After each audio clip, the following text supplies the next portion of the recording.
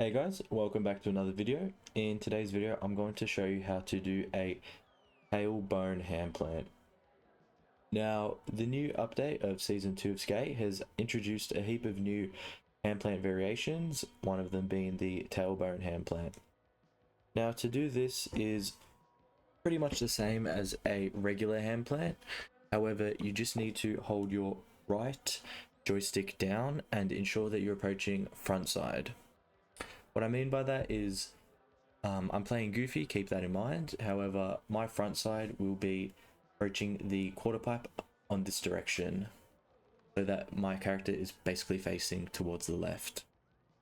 Now, when that's all said and done, I'll just push, hold RB, and drag my right stick down, and there I've done a tailbone plant.